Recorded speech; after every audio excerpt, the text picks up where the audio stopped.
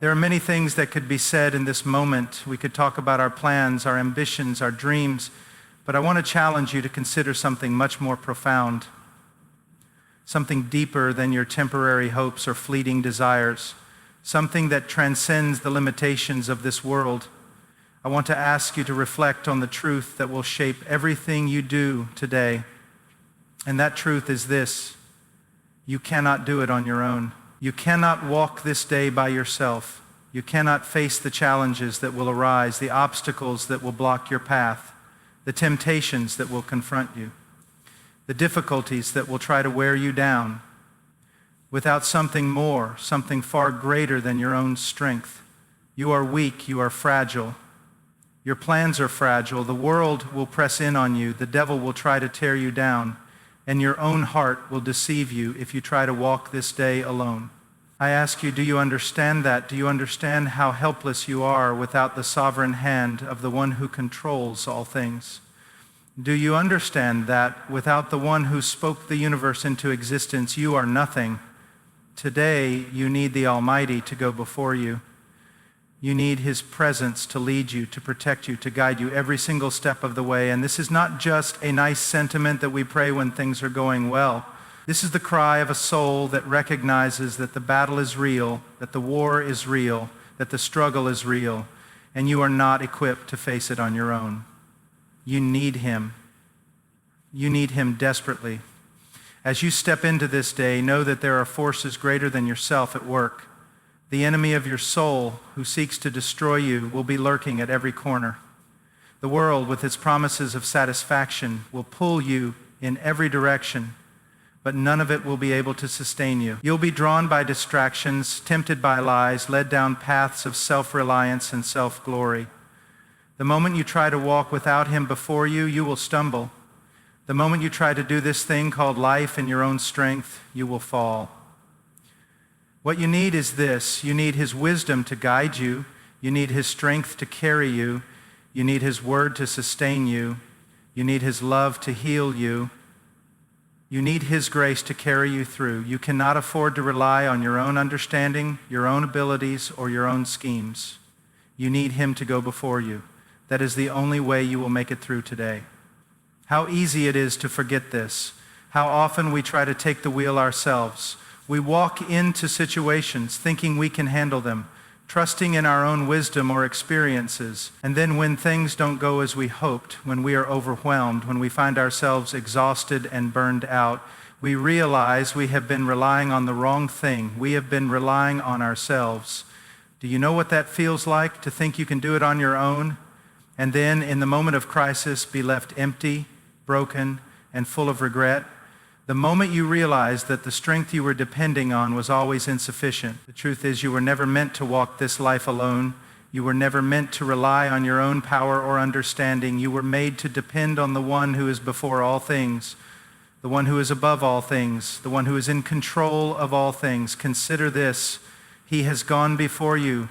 Before the foundation of the world, He knew this day would come. Before you were born, He knew the struggles you would face.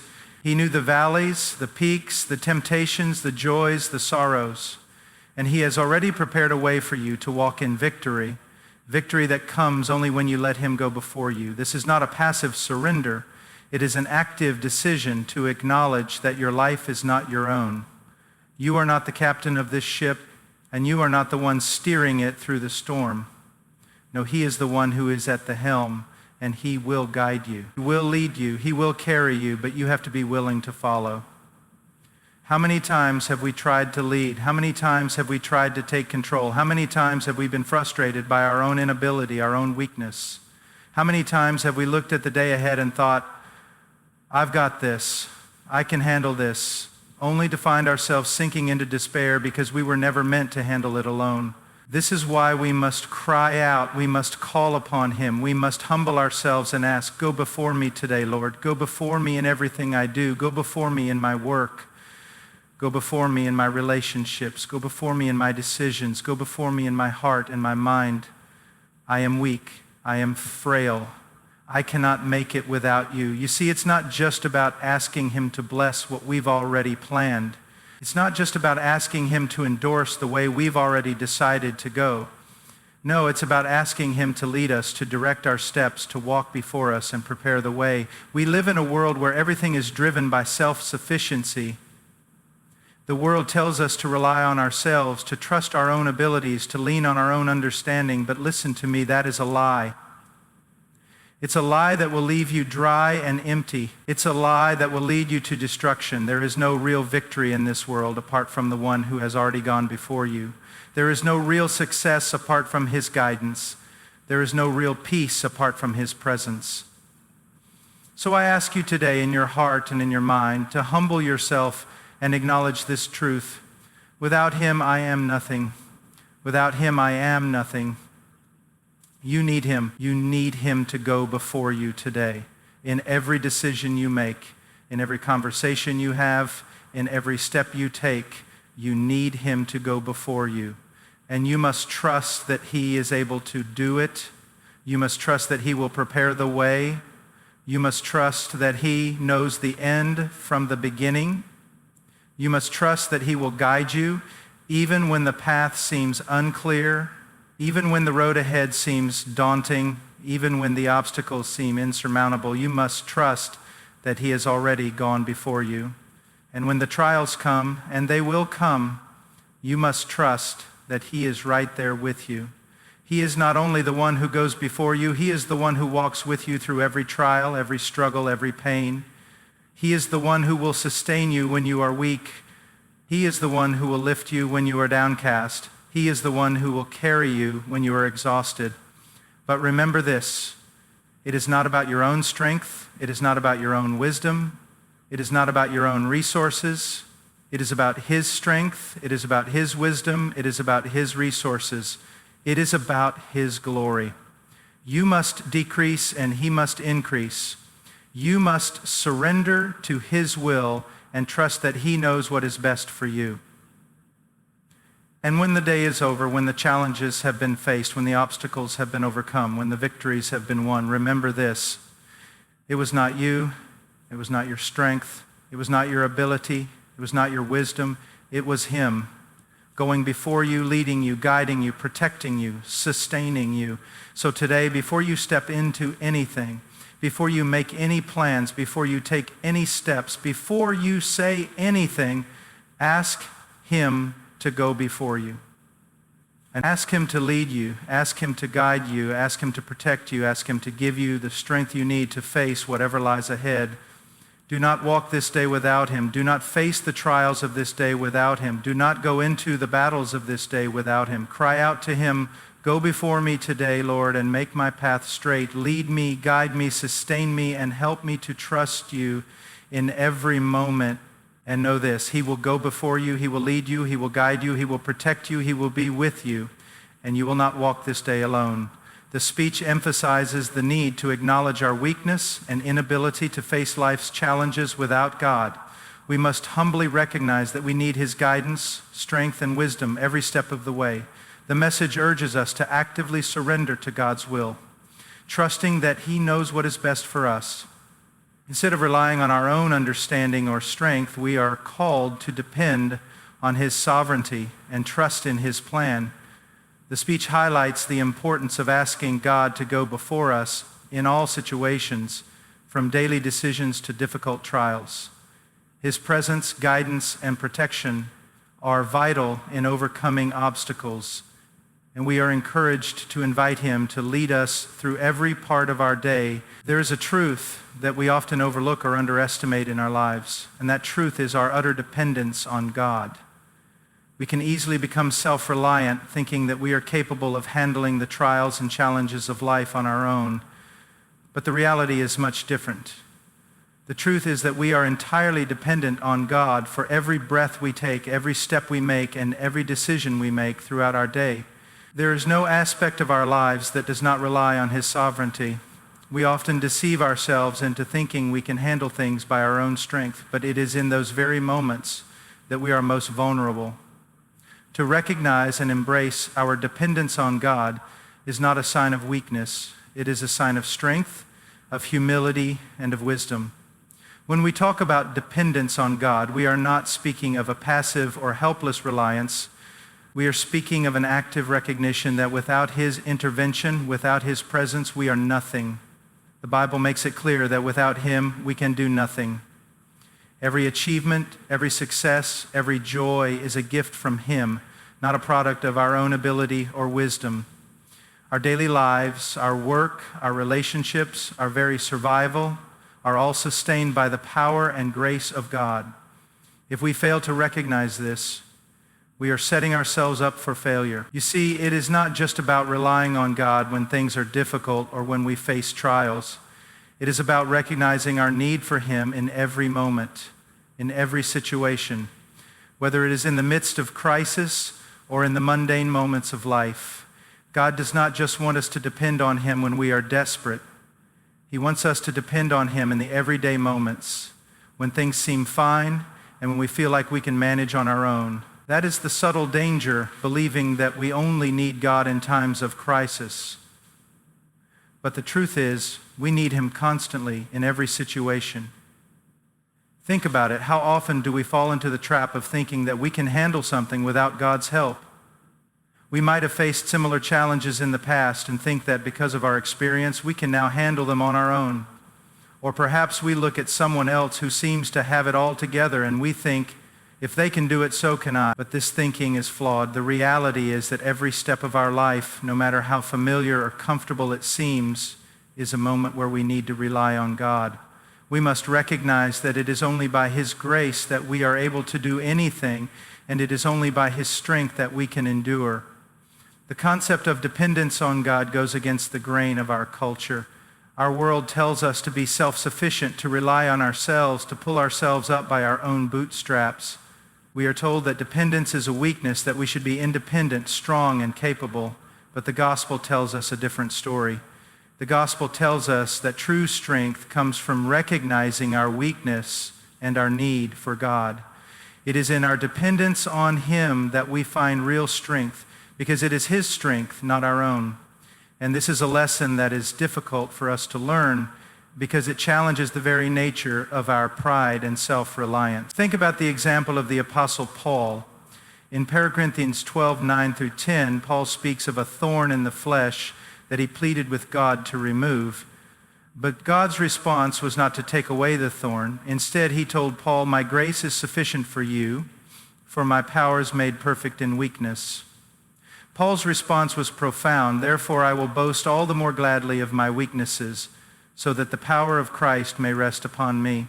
Paul understood that it was in his weakness, in his dependence on God, that he would experience the fullness of God's strength. He learned to embrace his limitations, knowing that God's power was far greater than any strength he could muster on his own. This is a powerful reminder for us. How often do we try to hide our weaknesses to pretend that we have everything under control? How often do we try to present an image of strength when, in reality, we are struggling? We need to learn to embrace our dependence on God, to acknowledge that we are weak and that it is only through His power that we can accomplish anything of lasting value. It is in recognizing our limitations that we make room for His greatness to be displayed. Our dependence on God also means that we recognize His sovereignty over our lives. God is not just a helper in our times of need, He is the creator of all things, and He holds all things in His hands. We are not just dependent on Him in a moment of crisis, but we are dependent on Him for everything: our lives, our purpose, our identity, our future. The decisions we make, the direction we take, the plans we pursue, all must be submitted to His will. This is where true dependence begins, in surrendering our plans, our desires, and our lives to His sovereign control.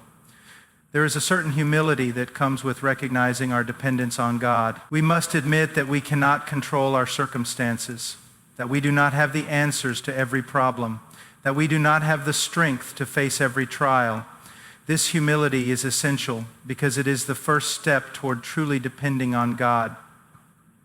If we think we can handle things on our own, we are not in a position to receive God's help.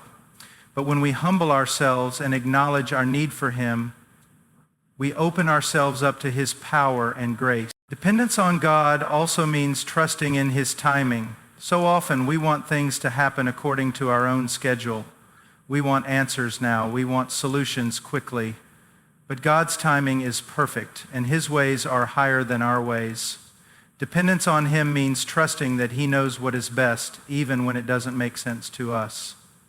It means waiting patiently for His guidance, trusting that He will lead us in the right direction at the right time. This is not easy, but it is necessary for our growth. When we truly depend on God, we find peace, we find rest. The burdens of life become lighter because we are no longer trying to carry them on our own. Jesus invites us to come to Him and lay our burdens down at His feet. He says, "Come to me, all who labor and are heavy laden, and I will give you rest." Matthew 11:28. This is the rest that comes from knowing that we are not alone, that we do not have to face life's challenges in our own strength. It is the rest that comes from trusting in His provision, His timing, and His sovereignty over all things. One of the greatest examples of dependence on God is seen in the life of Jesus Himself.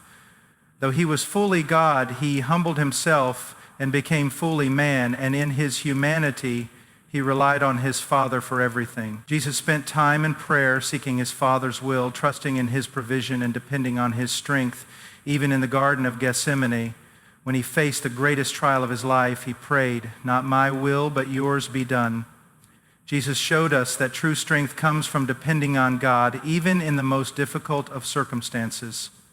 We must also recognize that dependence on God is not just an individual matter. As members of the body of Christ, we are called to depend on one another as well. The Christian life is not meant to be lived in isolation. We need each other. We need the support, encouragement, and accountability that comes from being part of a community of believers. We depend on the church, on fellow Christians, to help us grow, to pray for us, and to walk alongside us in our journey of faith. Ultimately, our dependence on God is an expression of trust. It is about trusting that He is good, and that He loves us, and that He will always do what is best for us. It is about trusting that He will never leave us or forsake us, that He will always provide for our needs, and that He will always lead us in the way that is best. When we truly depend on God, we are able to experience the fullness of His grace, the depth of His love, and the power of His presence in our lives. It is in our dependence on Him that we find our true strength, our true peace, and our true purpose. And it is through this dependence that we are able to live the life that God has called us to live, a life that brings glory to His name and reflects His goodness to the world around us. Active surrender and trust are central to living a life that is fully aligned with God's will. It is not a passive resignation to circumstances, but an active, deliberate decision to yield our hearts, our plans, our desires, and our actions to Him. It is the choice to place our confidence in God's sovereignty and goodness, even when we cannot see the outcome or understand His ways. This surrender and trust are not one-time acts, but daily commitments, a constant and ongoing process of aligning our will with His. Surrender begins in the heart, in the quiet spaces where we are alone with God, and it is where we must first recognize our need for Him. It is a recognition that as human beings we are limited, frail, and incapable of controlling every aspect of our lives. We have ambitions, plans, and dreams, but when we surrender them to God, we admit that His plan is superior to our own. This active surrender is not something we do reluctantly or out of fear, but rather it is a voluntary submission to the Creator of the universe, knowing that His will is perfect and His love for us is steadfast. Trust, on the other hand, is the foundation of that surrender. Trust is more than believing in God's existence. It is believing that He is good, that He is faithful, and that He is in control. Trust is the confidence that even when life doesn't make sense, when the road ahead is unclear, when the circumstances are difficult, we can rely on Him completely. Trust is the assurance that no matter what happens, God is sovereign and He works all things together for the good of those who love Him. Romans 8:28. When we speak of surrender and trust, we must understand that these two are inextricably linked. Surrender without trust leads to anxious resignation. We give up control, but we do so with fear and doubt. Trust without surrender leads to a false belief that we can trust God in theory, but continue to cling to control and practice. True active surrender and trust involve both. We surrender our lives into God's hands and trust that He will lead us in the right direction. We let go of our grip on the future and allow Him to take us where He wills, knowing that His path for us is better than anything we could have planned for ourselves. To surrender actively is to let go of the need to control every detail of our lives. In a world that values self-sufficiency and independence, this act of surrender is countercultural. We are told that we must be in control, that we must make our own way, that we must fight for what we want. But surrender says, I will stop striving to control outcomes, and I will trust that God is in control. It does not mean that we become passive or inactive. Rather, it means we actively choose to rely on God for the outcome, not our own efforts. We continue to work, to plan, to strive, but we do so in the knowledge that our efforts are ultimately dependent on His grace. The story of Abraham offers a powerful example of surrender and trust. In Genesis 22, God commands Abraham to sacrifice his son Isaac, the child of promise. Abraham had waited for decades for Isaac's birth, and now God was asking him to give up everything he held dear. The act of surrender Abraham demonstrated in this moment is unimaginable to many of us. But his trust in God was profound. He believed that God was good and that God would provide. In the end, God did not require the death of Isaac, but provided a ram as a substitute. Abraham's willingness to surrender everything to God was rewarded with a deeper understanding of God's faithfulness and provision. This story is not just about the sacrifice of a son, but about Abraham's active surrender to God's will and his trust in God's goodness, even when the path seemed impossible. Active surrender involves acknowledging that God's timing is better than our own. We often want things done on our schedule, and we can become frustrated when things do not happen according to our plans. But trust means that we accept that God's timing is perfect. It means that we are willing to wait for Him even when waiting is hard. It means that when doors are closed, we trust that God has a better plan. Active surrender requires a willingness to trust God when His timing does not align with ours, believing that He is working behind the scenes, preparing us for what is to come. There is a level of freedom that comes with surrender. It is a freedom from worry, from fear, from the pressure to perform. When we surrender to God, we let go of the anxiety that often accompanies trying to control our circumstances. We are no longer burdened by the weight of needing to get everything right or make the perfect decisions. Surrender is a release from that burden, knowing that God is in control. It is the freedom that comes from trusting that even when we fall short, God is gracious and will guide us, correct us, and lead us forward. Surrender and trust also mean releasing our desires for the outcome we envision. So often we surrender to God with an underlying expectation that He will fulfill our desires as we hope. But true surrender says, "Not my will, but yours be done." It means being willing to trust God even if the outcome does not align with our personal desires. It is in this act of surrender that we come to understand that God's plan is infinitely greater than anything we could have imagined for ourselves. We begin to see that in His wisdom, He allows us to walk paths that refine us, stretch us, and grow us, even when those paths are difficult. This active surrender is a daily choice. It is not something that happens once and is then forgotten. Every day we wake up, we must make the decision to surrender again, to lay our plans, our desires, our anxieties at God's feet. We must actively choose to trust that He will take care of everything. Each day brings its own challenges, and each day we are called to surrender those challenges to God, trusting that He will give us the grace, wisdom, and strength we need to face them. To trust in God's sovereignty is to acknowledge that His ways are higher than ours. There are times when we don't understand why things happen the way they do. We may ask questions like, why did this happen to me? Or why is this so difficult? But trust means that we believe, even when we do not understand, that God's purposes are greater than our own understanding.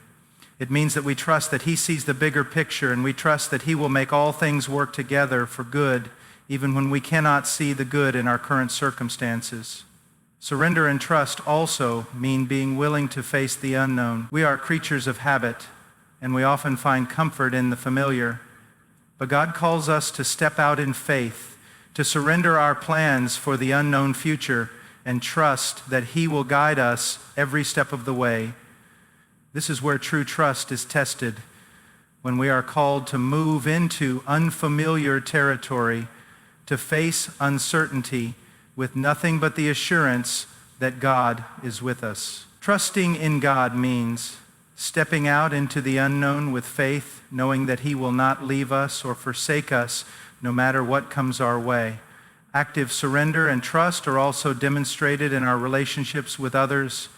We are called to love others sacrificially, to lay down our own desires for the sake of others. This means surrendering our pride, our self-interest, and our need to control others. We trust that God will work in the lives of those around us, even when we cannot see the changes we desire.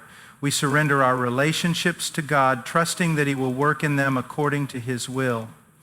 Ultimately, active surrender and trust are acts of worship. When we surrender to God, we are acknowledging his lordship over our lives.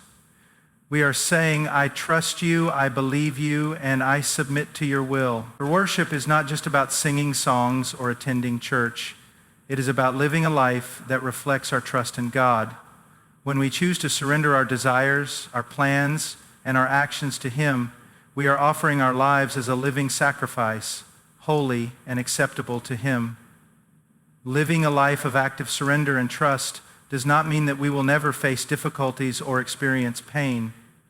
In fact, it is often in the midst of the most difficult circumstances that our trust in God is tested the most. But it is in those moments that we have the opportunity to deepen our relationship with him, to experience his faithfulness in new ways, and to witness his power in the midst of our weakness.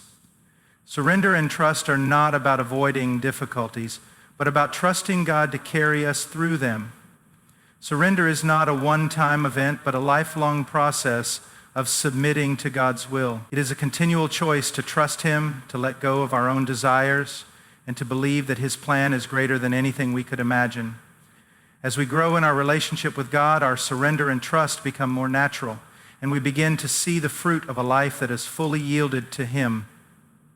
There is a profound truth that should shape every moment of our lives. God's sovereign presence is with us in every moment, in every circumstance, and in every experience. This reality is not only foundational to the Christian faith, but it also speaks directly to how we view life, how we face challenges, how we deal with hardship, and how we rejoice in blessings. To understand that God's sovereign presence permeates every second of our lives is to understand the true nature of our relationship with him and the vastness of his control over everything in our existence. We often think of God in a distant, detached way. We may believe in his existence, acknowledge his power, and know that he is sovereign over all, but we tend to live our lives as if he is only present during certain significant moments. We may feel his presence during worship, in times of crisis, or when we are asking for his help. But the deeper truth that we must internalize is that God is always present in every circumstance, in every breath we take. The sovereignty of God is not limited to our high moments of spiritual awareness. It stretches into the most mundane, ordinary, and even painful moments of our lives. To fully appreciate the significance of God's sovereign presence, we must first understand what it means for God to be sovereign. Sovereignty in its purest sense means that God is the supreme ruler over all things. He reigns over every atom, every event, and every decision. There is no part of the universe, no moment in time, and no person who operates outside of his will and authority. His sovereignty means that he is in complete control of everything that happens in the world, from the greatest movements of nations to the smallest details of our lives. God is not a passive observer of creation. He is actively involved, guiding, directing, and working everything according to his perfect plan. This divine sovereignty does not negate the reality of human free will or the painful existence of evil in the world, but it ensures that no matter what happens, God is never caught off guard. Nothing escapes his gaze, and nothing is beyond his power to use for his glory and our good. When we understand that God's sovereign presence is in every moment, it transforms how we approach our lives. We begin to see every detail, whether joyful or sorrowful, as an opportunity for God's presence to manifest in profound ways. In every moment, God is present and active, even when we do not recognize him. His presence is not limited to the times when we are aware of it. It is not confined to the moments of spiritual highs or crisis points.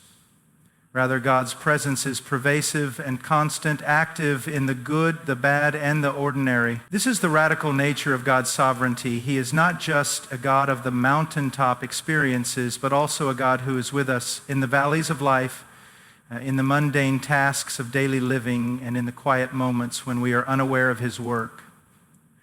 Consider the example of the Apostle Paul. Throughout his letters, Paul writes about the sovereignty and presence of God, recognizing that nothing can separate believers from God's love and his presence. In Romans 8:30, 38 through 39, Paul writes, "For I am sure that neither death nor life, nor angels, nor rulers, nor things present, nor things to come, nor powers, nor height, nor depth, nor anything else in all creation will be able to separate us from the love of God in Christ Jesus our Lord." Here Paul emphasizes the certainty of God's sovereign presence in all circumstances. Nothing can separate us from God's love because his presence is unshakable. His sovereignty extends beyond the physical realms and reaches into the deepest parts of our souls, our minds, and our circumstances. This means that even when we feel alone, abandoned, or uncertain, God's presence is never absent. He is there, working in ways we may not fully understand, but always at work for his purposes. God's sovereign presence is particularly evident when we face trials and suffering. There are times in life when we feel overwhelmed by pain, grief, or uncertainty. We may wonder where God is in the midst of our suffering, but it is precisely in these moments that God's sovereign presence becomes most powerful. He does not stand aloof from our pain. Instead, he enters into it with us. He is present in the darkest times of our lives, bringing his comfort, his strength, and his peace. His sovereignty ensures that nothing is wasted in our suffering. He uses even the most painful circumstances for his glory and our growth. It is often in times of hardship that we experience the depth of God's presence in ways that we might miss during times of ease. When we face trials, our reliance on God deepens, and his sovereignty becomes more tangible. It is in our brokenness that we are reminded that we cannot rely on our own strength. We are forced to lean on God's sovereignty, trusting that he is in control even when the world seems out of control. God's presence in these times is not a promise that we will be free from pain, but rather it is the assurance that we will never face pain alone. In the midst of suffering, he draws near, offering his comfort and his presence in ways that transcend understanding. God's sovereign presence also shapes how we view the everyday moments of life. Too often we compartmentalize our lives into sacred and secular categories. We think that God's presence is only truly experienced during church services, prayer times, or moments of spiritual reflection.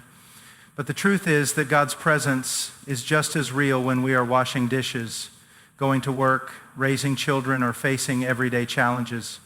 His sovereignty extends over all of these moments, and his presence is no less real in the mundane than it is in the extraordinary. This means that every moment of our lives is an opportunity for us to encounter God's presence. We do not need to be in a spiritual place to experience him. He is present with us in our ordinary day-to-day lives. In every task, every decision, every relationship, we have the chance to recognize and respond to God's presence. This changes the way we approach our daily lives. We no longer live as though God is only present in certain spaces or during certain time. We live with the awareness that He is with us in all things at all times, guiding us, shaping us, and working through us. To live with the awareness of God's sovereign presence is to see our lives as part of a much greater story, God's story. Every moment becomes infused with eternal significance when we recognize that God is present in it. We begin to see the ways He is working, even in the smallest details. The ordinary becomes extraordinary because we recognize that God is working in and through us at every moment. It is not that He is only present in the moments that we deem significant, but that His presence infuses every moment with divine purpose. In our relationships, God's presence is also deeply transformative. Whether we are loving our spouses, raising our children, working with colleagues, or interacting with strangers, God's presence shapes how we engage with others. When we are aware of His sovereign presence, we are more likely to act with love, patience, and grace. His presence helps us see others as He sees them, and we begin to reflect His character in the way we interact with those around us. Our relationships become an avenue for experiencing and displaying God's presence as He works through us to impact the lives of others.